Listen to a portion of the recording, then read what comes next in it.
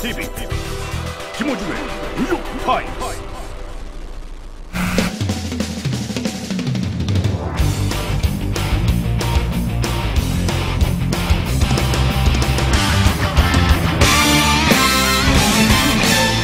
대한민국의 정치 현황을 진단한다. 정봉주의 PSI. 네, 정봉주의 PSI 시간입니다. 네, 안녕하세요. 요즘 가제가 뭐죠? 달려라 정봉주인가? 폭풍지필 실패. 네, 폭풍지필 한다고. 밤에 전화만 하면 폭풍지필 한다는 거야, 혼자. 그러면서 대박이라고. 네. 대박을 끝장난다고. 누가 그러느냐 그랬더니 와이프가. 우리 집사람은 재밌어 죽겠다 그냥 밤에 잠을 안 자고 보느라고. 둘이서 읽고 죽인다고 그러더니 오늘 그 원고를 출판사에 넘겼습니다. 출판사에서 퇴짜 맞았어요. 그저께. 예. 600매는 살짝 뻥이고 한 450매 넘겼거든요. 네, 그래서 3일 만에 긁어댄 거지. 네. 하루에 120매씩. 손가락이 아프고 어떻게 쳐대갖고. 아니, 말을 다 그 순간에 말하면서 나는 이렇게 하겠다, 이렇게. 출판사에서 쓸 수 있는 원고가 몇 매나 된대요? 거기서 이제 한 150매 건지자고. 150매 정도 건지고. 3분의 1 정도? 예. 그리고 메시지를 넣으면 거의 다 쓸 수 있다고. 결국 메시지가 없었던 거지. 일기를 쓴 거지, 일기를. 내가 이렇게 잘했다는 얘기밖에 없었냐. 나는 이렇게 잘했다. 나는 이렇게 잘했다. 그 얘기밖에 없지. 네. 그러면은, 그대로 내고 제목을 바꿨어요. 네. 달려라 정봉주가 아니라, 달릴 뻔한 정봉주. 달릴 뻔한 정봉주. 달릴까, 정봉주? 손학규 대표가 관두려고 했다가 다시 들어왔다가 하는, 그건 어떻게 된 거예요, 그게? 다 말려서 들어왔죠. 아니, 그러니까, 관두려고 했던 의도는 어차피 6개월 전에 관둬야 되잖아요. 예. 대표 관둘 시점이긴 했었잖아요. 어중간하게. 그랬었죠. 네. 그러니까 관둘 찬스가 와서 관둬버린 건가요? 그렇게 기사를 쓰는 언론도 있더라고요. 네. 어차피 관둘 거, 기사가 아니라 신문 안 보니까 트윗에 그렇게 나왔더라고. 네, 트윗에. 네. 그리고 또 어떤 사람은 아주 자세하고 자상하게 설명도 덧붙여줘요. 이것은 이미 PSI에서 정봉주가 6개월 전에 예견한 것이었다. 내 얘기하는 것만 보나, 그 사람은? 근데 이제 손학규 대표는, 이번에, 여러 가지 이제 비판이 이제 그 전에 좀 있었을 것으로 보이는데, 그러니까 이제 민주당을 보면서, 첫 번째 지적들이 이제 존재감이 없다. 그럼 오래전부터 해왔던 예, 얘기죠. 네. 그리고, 좀, 화끈하게 결정하는 모습이 좀 있어야 되지 않겠느냐. 국회의원이 무려 87명입니다. 87명이? 무려. 근데 나 90명이라고 잘못 얘기했네, 계속. 의원님 본인은 3명으로 치거든. 현역도 아니면서. 아니, 49명이에요, 이제. 49명보다 뛰어난. 그래서 이제 손학규 대표가 이번에 정말 우리 당 후보가 돼야 된다라고 하는데, 승부를 좀 걸었어요. 걸었는데, 외통수였었죠. 그러니까, 이길 수 없는 상황이었는데. 아니, 외통수였고, 네. 이기든 지든 올인할 수밖에 없었던 거였었죠. 왜냐하면 첫 번째, 박원순 변호사를 만나서, 그 본의야 어찌됐든 간에 언론에 비춰지거나 당에 비춰진 건 박원순 변호사더러 입당을 해서 우리 당 후보로 좀 띄워라. 그것도 박원순 변호사를 손 대표가 차단한 게 아니고, 손 대표가 박원순 변호사를 민주당 대표실로 불렀어요. 네, 오라 그랬다고 그러죠. 그건 별로 중요하지 않아요. 중요하지. 오든 가든. 별로 중요하지. 자기들이 밑으로 들어왔어요. 그래서 지난번에 우리가 다른 매체에서 인터뷰할 때 박영선 의원이 그런 얘기를 했잖아요. 그때 미리 진작 들어오셨으면 이런 고민도 없지 않았겠느냐. 그래서 저랑 싸웠죠.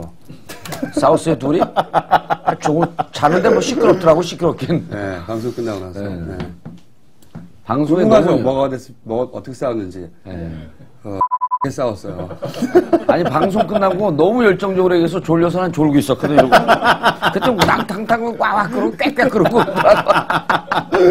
물론 잘 마무리됐지만 경론이 있었죠. 잘 마무리된 건 잘 모르겠고.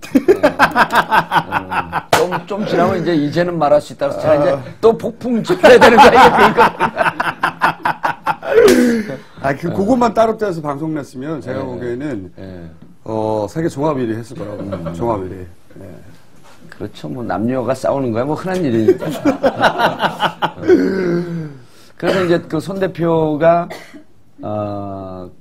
그런 당에서 오해를 받고 있었기 때문에 그리고 실질적으로 9월 25일날 박영선 후보가 선출되면서 지지도가 급상승했어요. 그렇죠. 그러니까 기존의 민주당에서 보던 인물이 아닌 신선한 인물이 나왔다라고 하는 그것까지 맞았어요. 예, 거기까지. 그리고 박영선 후보가 결국 서울시장 후보가 되진 않았지만 박영선 후보로서는 상당한 정치적 자산을 얻고 갔죠, 이번에. 최대치를 얻어냈어요, 단기간 내에. 예. 그러니까 이제, 지금쯤 되면 이제 저거 거의 비슷한 수준까지 왔다. 웬일이야. 대중적 인지도는 이렇게 이제 저보다 떨어지지만, 정치적 역량은, 남이 얘기하는데 주보시는 자세로. 아니, 제가 요즘 의원님을 한동안 잘 못 뵈고 서로 바빠가지고 전화통화만 하다가 전화통화를 할 때는 깔 때가 안 되거든요. 일주일 만에 깔때기를 또 현장에서 보니까 신선하네요. 아니 근데 우리 왜 유튜브에 올렸어요? 우리 그 컴퓨터가 안 좋아서 그런가 이게 계속 그 버퍼링이 일어나요? 이게 한겨레에서 지금 네, 돈이 없어서? 돈이 없어가지고 팟캐스트를 너무 많이 봐가지고 나는 검수자도 그렇잖아요. 보면 볼수록 올라가잖아요. 여기도 계속 올라가니까 이거 팟캐스트에 올렸어 이걸? 올렸었죠 원래. 올렸어요? 자기 나오는 거밖에 듣질 않으니까 어디에 올라있는지도 모르고. 우리는 미거스 정보운전 미래 권력들 거기 올라오는 것만 보거든. 다른 데서 일체 안 봐요. 다 올라가 있어요. 거기도 올라가 있어요? 아니, 오디오, 비디오 같이 다 올라가 있어요. 팟캐스트에? 돈이 많이 나오는구나. 서버 호스팅 비용이. 너무 많이 보니까. 왜냐면은 나는 검수다 보고, 또 이것도 보고, 이거 봤다가 이것도 봤다가, 사람들이 왔다 갔다 하니까. 그러니까 이게 그 팟캐스트 에피소드 분야에 이게 등수에 올라가더라고. 그래서 나는 한겨레에서 끌어다가 올렸나, 이걸. 한 2, 3일을 뭐 올라가 있고. 2, 3일 정도 했죠. 그러니까 사실은 이걸 키워줬어야 되는데, 한겨레 본질에서 알아보지 못했죠. 끊임없이 이거 기사하고 나가면 뜰 수 있다고. 한겨레. PSI 자체를 키우자 그랬어요. PSI 말고. 뉴욕타임스. 뉴욕타임스 맞아. 뭐 PSI만 키우자 그랬어. 맞아. PSI는 없애자 그랬지? 급 인정. 그리고 한겨레에서 저를 미워해요. 저희 민주당 소속이라고 미워해요. 그러다 이제 또 제가 한겨레 예측수가 늘 틀리거든? 제가 민주당 그냥 급속도로 지금 당대표 되는 구도로 가고 있어요. 민주당이 요즘 기사 나온 거 보면 젊은 20, 30대를 두려워하는 민주당. 그거 아니에요? 20, 30대를 두려워하는 늙은 민주당. 그럼 20, 30대 관심을 끌기 위해서는 뭘 해야 되냐면 당원 투표를 갖고는 안 돼요, 이제. 국민 참여 경선, 오픈 프라이머리, 그 다음 모바일 투표 도입. 이거 되면요. 지금 민주당에 있는 사람 아무가 나와도 나한테 안 돼. 이거 편집해주세요. 이거 정보 나가면 민주당에서 절대 안 한다, 이거. 그거 말하지 말아야 되는데 그 참을 수 없는 존재의 가벼움이 드디어 사고를 쳤어, 또. 요걸 밀고 있거든요, 지금. 민주당 당내에서는 이제 정봉주 전 의원의 의도를 모른 채. 본인은 휴대폰을 하면. 몇 명한테 이미 얘기해서 거의 다 알 거래요, 이제. 무슨 비밀이 없어. 그래가지고 본인이 어떻게 당대표 좀 돼보려고. 20, 30대가 들어와서 투표를 해야 될 거 아니에요. 여기 내 계보에 있는 안민석 의원이 바로 전화가 오네. 통화하세요. 네. 끝났어요. 끝났어요? 지금 바로 디스 해버렸어, 디스. 근데 이게 이제 박원순 대표가 경선에서 승리했다는 차원을 넘어서는 문제인 것이 사실은 그렇죠, 그 시민사회에서 그러니까 정당에 소속되지 않은 그러니까 직업 정치인이 아닌 그리고 정당이라고 하는 구조를 가지고 있지 않은 시민사회에서 사실은 정당을 넘어선 적이 없어요, 한 번도. 그날 제가 경선룰 가지고도 막 집요하게 얘기했던 것이 사실은 현장 3만 명인데 현장에 대략 예상한 게 12,000이었어요. 3만 중에 그 정도 온단 말이죠, 그죠? 30%, 40%. 그리고 그 정도 왔으면 졌어요. 그 정도 왔으면 박영선 의원이 됐습니다. 왜냐하면은 6대4 정도면 뒤집어지는 거였거든요. 현장의 인원이. 근데 민주당에서 그때 봉고 돌렸더라고요. 버스. 예. 우리가 버스 조사한다고 그러니까 버스는 안 돌리고 봉고 돌렸어요. 봉고. 아, 우리 지역은 봉고 안 돌리고 예. 11인승. 작은 걸로 돌렸어. 작은 걸로. 작은 거로 내 대 돈이 더 나왔어. 나 당연히 이런 데 나가서 이런 얘기 한다고 당해서요. 제명될 줄 몰라. 날 미워해. 엄청 미워해. 그래서 민주당에서 대략 그 현장, 근데 사실은 이거는 민주당뿐만 아니라 한나라당 말할 것도 없이 정당 구조를 가진 것들은 대부분 이렇게 해요. 하는데 그렇죠. 그런데 한나라당은 더 하고 민주당은 좀 덜 하고 당의 자간시적 덜 할 뿐이죠. 근데 민주당이 그래서 한 8천여 명, 정봉주 전 의원도 지구당 위원장이에요. 이래봬도. 그리고 원외, 그러니까 네. 국회의원이 되지 못한 원외에 있는 지구당 위원장이 서울 시내만 해도 한 37명인가요? 8명? 전국에 172개요. 서울에. 서울에요? 예. 서울에 48개 8개 중에. 중에 41명이죠. 41명. 42명 되잖아요. 그 중에 이래봬도 정봉주 전 의원이, 대표격입니다. 아, 전국 대표니까 서울 대표가 아니고. 아, 실제로 원외위원장 대표예요, 제가. 아니, 서울시장 얘기하잖아요. 아, 서울시장? 서울에서 동원됐으니까. 그러니까 그 김총수님이 하나는 알고 둘은 모르는 거예요. 왜 그러냐면, 이번에 서울위원장만 동원되지 않았어요. 아, 그래요? 그럼요. 그러니까 하나 알고 둘은 모르는데. 그러니까 이게 서울에 신청해라. 신청해서 신청한 사람 중에 3만 명을 뽑은 거 아니에요. 네. 그래서 신청한 숫자를 몇 명 신청시켰다, 몇 명 신청시켰다는 그렇죠. 것을 당에다 계속 보고를 했거든요. 근데 여기만 보고를 한 게 아니라 지역의 위원장들도 네. 서울의 지인을 어느 지역에 몇 명 하겠다. 지역에서도 다 보고가 올라오죠. 지역에서 그러니까 하나 알고 둘은 모르고 이건 정치를 전면에서 하는 저밖에 모르는 거예요.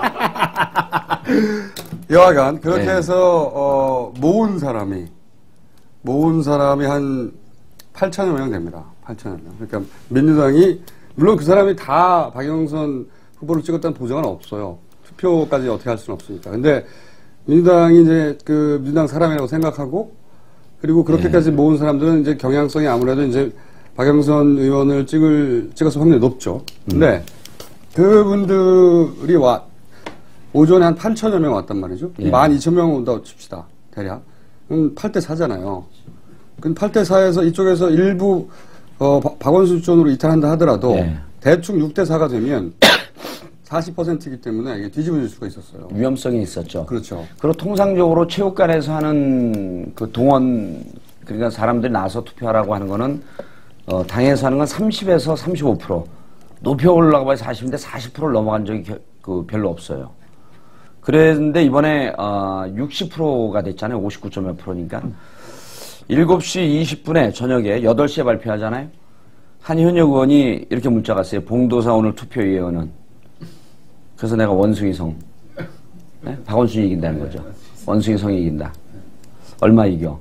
딱 있잖아요. 오후 7시 25분에 제가 합의 6 내지 9%. 6.2% 이겼잖아요. 예술이에요, 예술.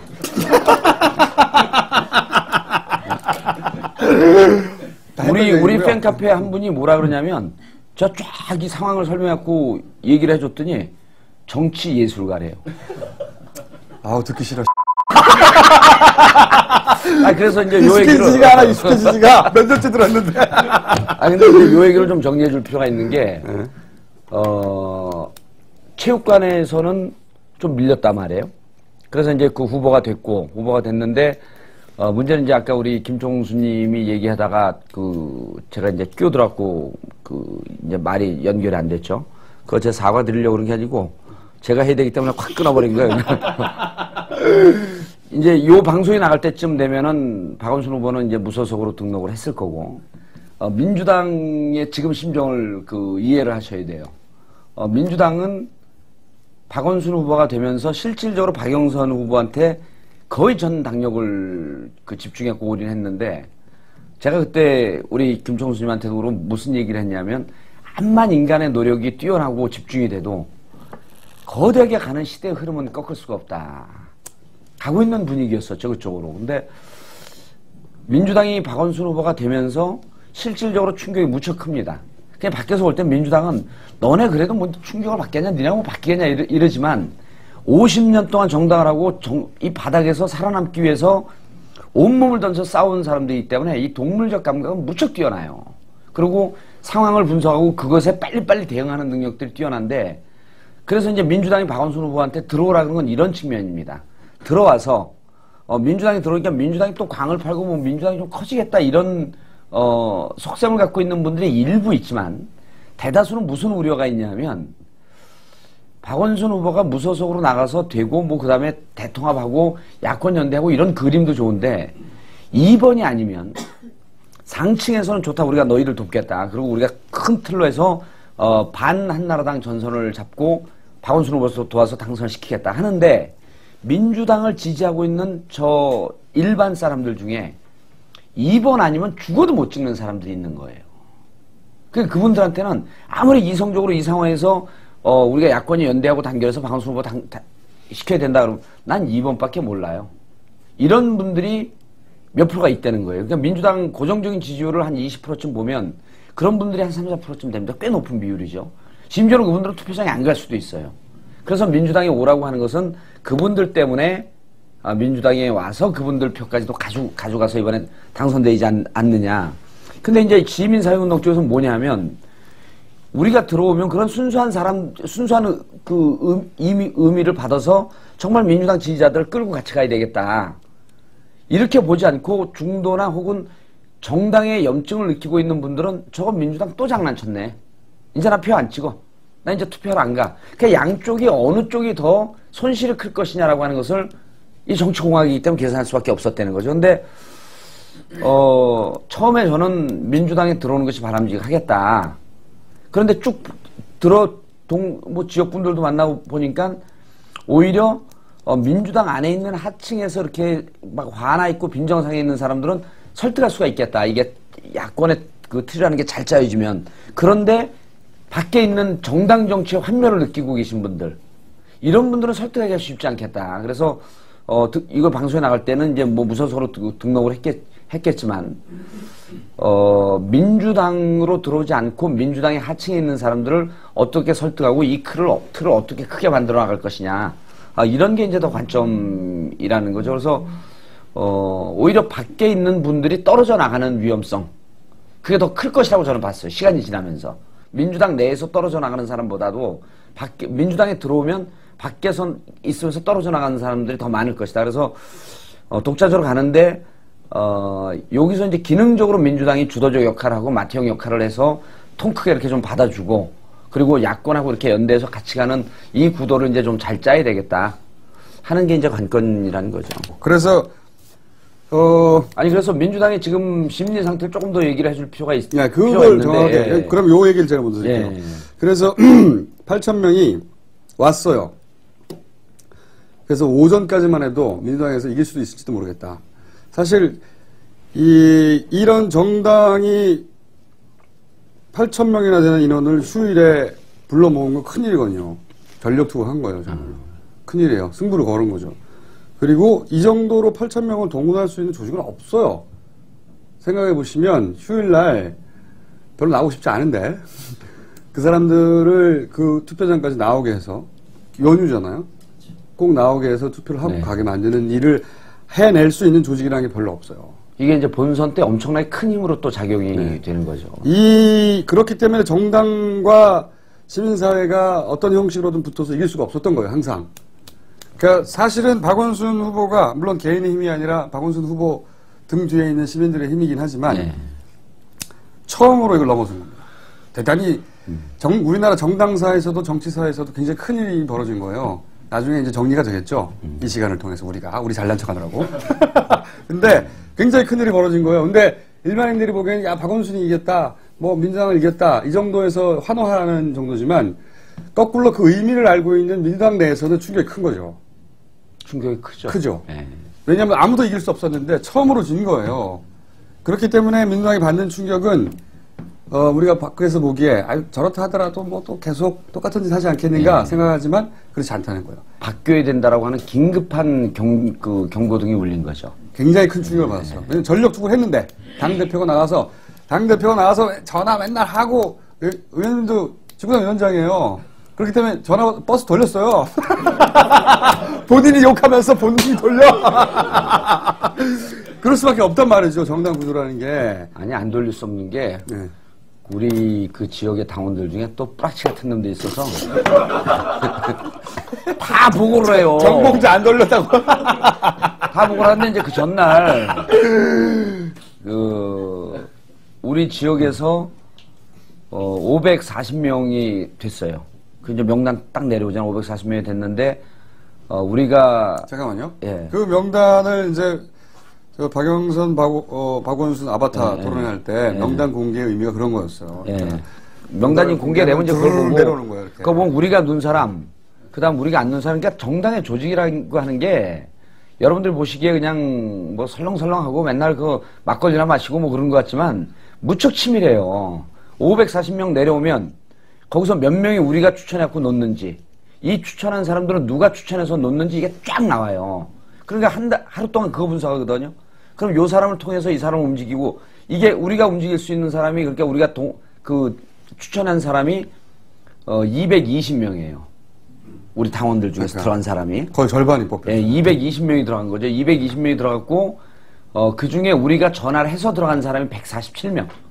그 다음 나머지, 그러면은 거기서 이제 70명은 우리 당원이면서 우리 지역에서 나하고 약간 등 돌리는 사람이 직접 신청한 사람들. 이렇게 분류가 딱 되잖아요. 그러면 220명 우리가 전화를 돌려서 우리가 차 동원했으니까 같이 가자. 이런 얘기 나가도 되나? 뭐, 다 끝났는데 뭐 어떻게. 그렇게 얘기하지 않고, 그 사람들이 어떻게 될지 모르니까 신고를 합니다. 그러니까 그렇게 얘기하지 않고, 지역에서 좀 머니까 카풀로 가는데 같이 가시겠습니까? 그러면은, 그래서 첫날 쭉 전화를 220명 쫙 돌리니까 같이 가겠다는 사람이 20, 30명도 안 나와요. 차는 빌려놨지. 그 다음 대기조 차까지 쫙 해갖고 한 8대 딱 준비해놓죠. 대기조 뭐 구의원, 시의원들 다 차 갖고 대기하고 있는 거야. 그래서 내가 11시에 그러면 캔슬 시켜라. 너무 숫자가 적다 그랬더니 또 중앙당에서 파견 나온 제 계보인 놈이 형님, 그러다가 내일 현장에서 더 나올 수 있습니다.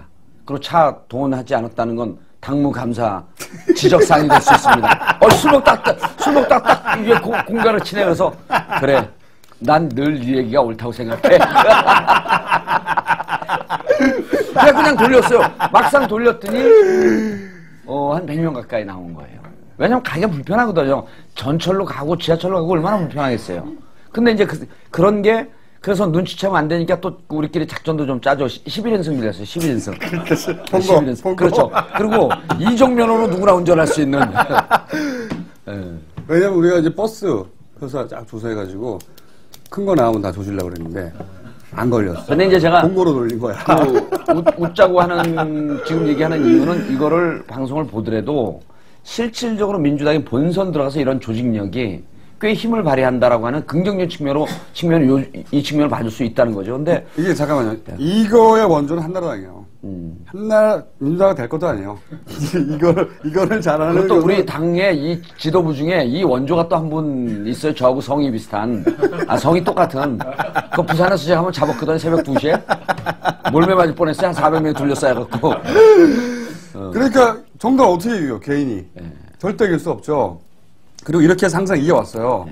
이걸 더 잘하면 한나라당이 더 많이 이겨왔고, 한나라당은 10배 정도 잘한다고 보시면 됩니다. 이런 거야. 뭐 숫자로 나올 수 있는 건 아니지만, 나는 뭐 척신전화 뭐 이런 얘기 했잖아요. 척신전화를 민주당이 한두 명 하면 거기서 10통화를 땡겨서 한다. 이렇게 보시면 돼요. 한나라당 조직이라고 하는 건 요즘은 이제 우리 지역 같은 경우는 의원이 날라가니까 이제 많이 깨졌는데, 우리는 동조직까지 있어요. 민주당은. 근데 동조직인데, 동조직도 사실 뭐 동조직이야 해봐야 동해 여성위원장, 청년위원장, 노인위원장 있고 뭐 축구팀하고 이렇게 연결돼 있는 요 정도인데 한나라당 통조직까지 있어요. 통책임자까지 있으니까 우리 지역에 우리보다 조직력이 한 대여섯 배 강하다고 보면 되는 거예요. 근데 이제 어쨌든 이번 서울시장 선거는 사실은 박영선이 이기냐 박원순이 이기냐 둘이 대립적 싸움이 아니었었죠. 그런 문제가 아니었죠. 우리는 그렇게 보고 있었고 네. 근데 민주당은 그렇게 보고 민주당에서 지도부는 그렇게 볼 수밖에 없죠. 왜냐면 우리 자당의 후보가 나갔는데 야 이기는 사람이 우리 편이다 이럴 수는 없는 거거든요. 지도부가. 그러니까 지도부의 고충도 있는 거예요. 그래서 저도 그런 고충을 좀 미리 이해하려고 해요. 곧 지도부가 될 수밖에 없으니까. 아, 결정적인 순간에 깔때기 실패했네. 전화가 오는 바람에 그냥. 다시 하자, 다시. 중요한 깔때기. 다 싫어. 왜냐면 이 얘기를 쭉 하면서 네. 지도부를 이해할 수밖에 없다. 네. 곧 내가 지도부가 될 거니까. 본인이 대표가 될 거니까. 이렇게 깔때기가 완성돼야 되는데. 막판 깔때기. 준비된 깔때기는 내 실패. 그래서 이제 민주당 입장에서는 그렇게 하고 총력 집중을 했죠. 근데 크게 보면 누가 이기고 지고 싸움이 아니었었던 거거든요. 그리고 우리 중에서 우리 시대의 정신은 어느 쪽을 선택할 것인가 이렇게 봤어야 되는 거죠. 그러니까 여전히 정당 정치에 대한 불신이 있고 그렇다고 할지라도 자발적으로 또 나가서 박영선 찍은 젊은 친구들도 있어요. 그러니까 아무리 정당 정치가 문제가 있다고 할지라도 불신이 있다고 할지라도 여전히 정당의 틀로 가야 된다는 선택을 할 것이냐. 이제는 한번 또 시민사회의 힘에 기대해갖고 그쪽의 선택을 할 것이냐라고 하는 선택지의 문제였었지 이게 누가 이기고 지고 이 싸움이 아니다. 이 얘기를 제가 사실 하면서부터 무수했어요. 그래서 이걸 이해한 분들은 정봉주의 시대가 오고 있다 이제 이렇게 얘기하고 있는 거고 그러지 않은 분들은 여전히 민주당이 졌다 뭐 우리 그래서 이제 여기서 입당을 시키느냐 마느냐 하는 것도 또 나뉘는 거예요. 누가 이기고 지고의 문제가 아니고 이제는 시민사회 운동이 정당을 뛰어넘을 수 있는 역량을 보여줬다고 한다면 우리 조직력을 거기다 결부시키고 이 시대 정신을 맞게 가자. 굳이 입당이 뭔 의미가 있겠냐라고 하면서 그렇게 보는 축이 분명히 있습니다. 민주당 내에서도.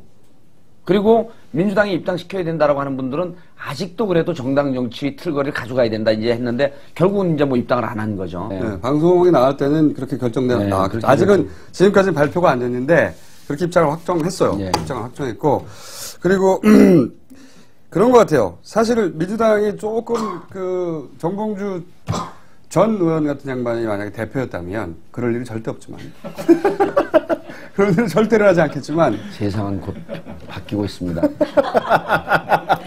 나를 필요로 하는 시대가 오고 있어. 바뀌지 않아요. 정봉주 전 의원에 관해서는. 근데 만약에 대표였다면 사실은 이런 선택을 했겠죠. 민주당이 저는 이런 선택을 했으면 민주당은 지금 기세 등등하고 지지율도 올라가고 그랬을 거라 보는 것이 대세가 흐름이 있지 않습니까? 시민들의 요구가 있단 말이에요. 지금은 민주당이냐 아니냐가 중요한 게 아니다. 그런 흐름이 있단 말이죠. 그러면 민주당이 진짜 사는 길은 이런 선택이었어요. 후보를 안 내는 거예요.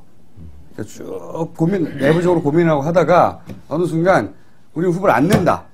후보를 안 내고 민주당뿐만 아니라 다른 야당들 전부 네. 뭐 국민참여당이나 민주노동당이나 진보신당이나 다 합쳐서 그러면 이번에는 민주당과 함께 박원순을 만들어내서 이 시대 정신을 먼저 보여주겠다. 지지율 팍 올라가. 팍 올라갔어. 찬스 한번 놓쳤고. 두 번째 살 길이 이런 거였어요. 박영선 어쨌든 뽑았어. 어쨌든 제1야당인데 후보를 만들어야 될 거 아니에요. 거기까지는 자존심 인정. 뽑았어. 뽑았는데 예를 들어서 박영선 후보의 입에서 나는 이제 민주당의 대표로서 뽑아서 감사하고 자랑스럽고 고맙다 이렇게 얘기하고 나서 그러나 시대 정신이 그게 아니기 때문에 나는 뭐 예를 들어서 경선 직전에 경선 결과와 상관없이 박원순 후보에게 후보를 지지한다. 이런 그랬잖아요. 박영선 후보 쫙 올라갑니다. 그 얘기에서 싸우고 또 해 그 얘기를. 그 얘기에서 여기서부터 싸우기 시작했거든. 끝나고 아니, 나서. 근데 나는 김어준 총수의 얘기를 충분히 이해를 하지만 정당 정치 입장에서는 하기가 어려운 결정이죠. 굉장히 어려운 결정. 어려운 결정이죠. 그래서 그걸 못했기 때문에 사실 민주당이 사실은요. 이게 빠진 거예요. 사실은 저는 손학규 대표는 저는 좋은 훌륭한 결정을 했다고 봐요. 그다음 박영선 후보도 처음에 정치적 입장을 분명하고 스탠스가 좋았어요. 네. 뭐냐면 다시 이 시계반을 돌려갖고 다시 복귀를 해보면 야권과 다른 야당 그러니까 또 여기서 민노당하고 진보신당이 또 반대네. 참 이상한 현상이 빚어진 건데 통합 후보를 뽑자 그랬어요. 그 시민사회운동 쪽에서는 다 묶어서 각 당의 후보를 뽑은 다음에 단일화하는 후보 하지 말고 다 묶어서 통합을 하자. 그럼 무슨 결론이 나오냐면요. 통합하게 되면 당원이라는 의미가 없어집니다. 국민들 원하는 사람들은 모두 와갖고 투표를 할 수 있어요. 그러니까 완전 오픈 프라이머리가 되는 거예요. 그리고 그럴 때 오픈 프라이머리는 또 동원의 문제가 있으니까 모바일 투표까지도 동의를 하자. 그 모바일 투표를 만약에 뭐 핸드폰이 없는 사람이 있다라고 하는 비판이 꼭 제기가 되거든요. 그럼 그 사람 전화번호 적어놓은 대로 역으로 이쪽에서 탑다운 방식으로 전화를 해서 그분의 의사를 묻는 투표를 하자. 이렇게 되면 굳이 체육관에 나올 필요도 없고 국민들의 뜻을 반영할 수 있는 이런 구도가 있었거든요. 그러니까 민주당에서 처음에 손학규 대표가 통합 후보를 뽑자라고 이렇게 얘기를 했을 때는 우리가 다 열고 현재 시대 정신이 무엇인지 받아들이겠다라고 하는 그 자세가 있었던 거죠. 근데 그거를 천정배 의원이 제가 실명 검열서 이게 팩트니까요. 이거는 천정배 의원과 정동영 최고위원께서 민주당의 후보를 뽑고 그 다음에 단일화하자 이 제안을 하니까 손 대표가 그리고 박영선 후보가 그렇게 하자라고 했는데 손 대표가 밀린 거예요. 당의 역학관계 속에서. 그래서 만약에 손 대표 구도대로 갔으면 공당으로서는 후보를 안 낼 수가 없거든요. 공당의 후보를 내서 경선을 하되 통합 후보로 갔으면 시민사회 쪽으로도 비판 안 받고 국민으로부터도 양보할 자세가 되어 있구나라고 하면서 긍정적인 점수를 따면서 갈 수 있었는데 두 분이 딴지를 거는 바람에 단죽 표준어. 딴죽을 거는 바람에 그렇게 안 됐던 거죠. 네. 근데 이제 민주노동당하고 진보신당 입장에서는 또 이런 이제 그쪽에서 왜 반대를 했죠? 두려움이 있는 거죠. 뭐냐면은 결국 진보신당과 민주노동당의 후보가 당선될 리는 없는데 지지율 구도상 당선될 리가 없는데 그리고 인물도 준비되어 있지 않은데 결국은 민주당의 잔치에 들러리가 되고 명분만 주는 거지 자기들이 얻을 실익이 없지 않느냐 이런 생각을 사실은 그동안 쭉 당해왔던 그렇게 당해왔죠. 민주노동당이나 그렇죠. 진보신당이 피해의식이 있을 수밖에 없는데 그러니까 이것도 사실은 앞으로 계속 말하는 야당이 다 같이 통합해야 한다. 큰 틀에서 그게 연대든 어떤 방식이든 그런 데 있어서 극복해야 될 굉장히 정서적 방해물이죠. 왜냐하면 당해온 게 맞거든요. 민주당이 필요할 때마다 이용했거나 혹은 뭐 비판적 지지라는 용어를 통해서 표를 뺏어왔거나 한 역사가 실제 하다 보니까 이분들이 이제 들러리를 쓰는 거 아니겠느냐. 이런 이제 어떤 방어적인. 맞아요. 이해할 수 있죠. 방어적인 사고방식을 가지고 그것도 이해 가는데 어쨌든 그때 한번 놓쳤고 대통합으로 가자 하는 거예요. 그 다음에는 이제 민주당이 아예 후보를 그건 이제 공당으로서는 할 수 없는 일이지만 그게 이제 지도자가 할 일은 완전 프레임을 뛰어넘어 버리는 이때까지 해왔던 방식하고 전혀 다른 사고 방식으로 치고 나오는 그러면 순간적으로 사람들이 벙쪄요. 그러면 천재적 발상과 바보적 발상을 자유자재로 왔다 갔다 해야 돼요. 전 바보 같은 결정이거든요. 그래 해야죠 할 때는. 그러면은 사람들이 벙찌는데 그 벙찌는 순간에 환호가 터져 나오거든요. 순간적으로. 그 의미를 캐치한 사람들한테는 이것이 기득권을 완전히 던져버리는 거구나. 책을 그렇게 써야겠다 이제. 그래서 그리고 환호가 터져 나올 수 있는 찬스가 두세 번 있었는데 다 놓친 거죠. 그래서 민주당 스스로 죽은 거예요, 지금은. 스스로 그런 이제 민주당이 살 수 있는 길은 저는 여전히 열려 있다고 봐요. 그래서 제가 트윗에다가 이제 그런 얘기를 했는데 민주당의 위기는 민주당이 왜 위기인지 모른다는 것이다. 민주당의 위기는 민주당이 대책이 없다고 생각하는데 더 위기가 있다. 민주당의 위기는 해결 가능한 위기다. 멋진 얘기 아니? 감동을 했고 리트윗 1등으로 올라갔어. 근데 여기서 이제 새로운 게 계속 나와. 잠시만 방심하면 새로운 게 계속 나와. 정리를 할 필요가 있어요. 왜 민주당이 이번 서울시장 경선 때 이렇게 또 욕을 먹으면서 박영선 같은 훌륭한 후보를 사실은 훌륭해요. 그 신선하게 빡 왔기 때문에 6.1%면 무척 근접한 싸움을 한 거거든요. 그 지지율이 더블된 걸 다 따라잡은 거 아니에요? 시간이 조금 더 있었으면 몰랐어요, 이게. 그렇게 해서 만약에 민주당이 이겼으면 진짜 민주당이 이제 골로 가는 길이었어요. 그래갖고 싸웠잖아요. 그 얘기해갖고. 자꾸 얘기하지 말라니까. 아니, 지지율 두 배 차이 나는데 만약에. 그러면 여기 보는 분들이. 그 운동장, 체육관에서 이겼잖아요? 그러면 사실 민주당이 동원해서 이긴 거란 말이죠. 그 얘기해갖고 싸웠잖아. 그 싸운 얘기만 계속해, 왜. 그럼 진짜 훅 가는 거야, 민주당. 자기가 이겼다고 생각했지만. 그런데 이게 잘 보셔야 돼. 정당 정치를 봄에 있어서 한 번 실수를 했을 때 그 실수를 빨리 반성하고 메이크업을 해야 되거든요. 언제부터 시작이 됐냐면 서울시장 민주노동당하고 한명숙 단일할 때까지 잘 갔습니다. 그때는 누가 결정을 하고 결단을 내려줬냐면 민주노동당에서 결단을 내려줬어요. 우리가 그쪽에 부채가 있었거든요. 그 다음에 이 정치 상황이 여기까지 지금 꼬이게 된 게 은평을산거에서 그렇죠. 민주당이 후보를 낸 게 그때가 바로 스텝이 꼬인 시점이에요. 민주당 욕심 내기 시작할 그 시점. 스텝이 꼬인 시점이고 그때 은평을 해서 바로 이재호에게 진상 헌납을 한 거죠. 그때 만약에 민주당이 우리가 그런 얘기를 많이 했어요. 많은 분들이 평론가들도 많이 하고 이건 뭐 일반 평론가들도 쓸 수 있는 얘기니까 이때 우리가 민주노동당에 진 부채 때문에 민주노동당에 이 지역을 양보하겠다. 그럼 서울시장 양보하는 것보다 훨씬 약한 거거든요. 그때 양보를 했으면 국민참여당의 천호선 후보도 명함을 내밀기가 어려운 상황이었죠. 그때는. 민주노동당이 양보를 했고 그럼 야권이 다 양보를 해서 민주노동당이 주는 분위기로 갔었고 그렇게 되면 은평을 해서 이길 수 있는 구도가 됐고 여기서 양보한 이 구도 때문에 김해을도 쉽게 갈 수 있는 구도가 됐었죠. 그래서 이 정치 지금 일종의 스텝이 꼬인 것은 바로 은평을서부터 시작했다. 그래서 한 번 그렇게 꼬이고 정당의 스텝이 엉켜버리면 실질적으로 걷잡을 수 없을 정도로 이렇게 그 파국으로 간다. 이런 걸 이번에 적나라하게 보여준 거고 이번 서울시장 선거 국면을 계기로 민주당이 말 그대로 그 경향신문에서 이런 거 썼더라고요. 이름만 바꿔놓고 간판만 놔두고 다 바꿔라. 이거는 미리 예측수를 두면 이런 겁니다. 곧 전당대회가 치러지거든요. 단독으로 전당대회가 치러질 가능성이 높은데 이제는 국민의 참 20대 30대를 두려워한다라고 하는 건 국민의 참여를 두려워한다는 거예요. 국민의 참여를 완전 열어놓고 오픈 프라이머리 가야 돼요. 모바일 투표 도입하고 탑다운 방식의 전화 이 투표 도입하고 자 미래를 위하여 만약에 그 방식이 채택되잖아요. 제가 보기에는 정봉주 전 의원 최고위원은 됩니다. 당대표는 제가 막을 거예요. 아니 근데 당대표는 되면 안 돼요. 왜냐하면 경륜 있는 분들이 하고 그리고 당대표가 잘못 갈 때 이런 얘기를 할 때는 제가 될 수 있다는 생각을 하고 있는 거예요. 지금. 오픈 프라이머리 나는 오픈 프라이머리를 좋아해.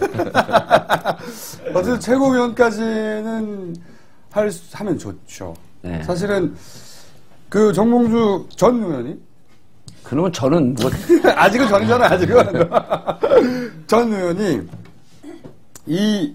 굉장히 어려 보이잖아요. 그죠? 굉장히 어려 보입니다. 50대예요. 놀라운 거예요. 네. 그리고 저도 40대고 주진우 용민은 30대예요. 30대예요? 30대들이요. 키도 엄청 건방지게 울대. 아니 김용민 교수는 안 건방져. 그 주진우 어디 갔어? 당신? 내가 들어왔어 이 대자. 사실 정당 안에 들어가잖아요. 정당 안에 들어가서 정당 상층부를 구성하는 사람들은 한나라당이나 민주당이나 비슷해요. 사고방식이 사실 그렇습니다. 그들이 결국 추구하는 정책적인 결과물이 조금씩 다를지언정 그 사고방식과 행태, 당 내에서의 어떤 정당 구조에 익숙한 그 패턴들 똑같아요. 이게 뒤집어야 될 때가 됐거든요. 근데 뒤집을 수가 없었던 거예요. 한 번도. 이때까지. 진짜 힘들어요. 아무도 뒤집을 수가 없는데 박원순 그리고 그 이전에 안철수 그 이전에 제 절친 오세훈 때문에 오세훈이 준 선물로 쭉 여기까지 온 거예요. 그래서 이게 절호의 찬스다. 이걸 어떤 식으로든 꼭 이어야 된다. 그렇죠. 그리고 그 과정에서 민주당뿐만 아니라 다른 제 야당들도 이제 생각을 하게 되는 거죠. 정당 구조만으로는 안 된다. 이게 뭔가 정당의 시대 정신을 외면하는 정당이에요. 지금 모든 정당. 그렇죠. 이게 그건 꼭 민주당만의 얘기 아니에요. 민주당만의 얘기가 아닌 거죠. 다른 정당들도 전혀 다른 사고방식으로 다시 한번 틀거리를 짜야 될지도 모른다. 이런 시그널이 사람들에게 처음 온 거죠.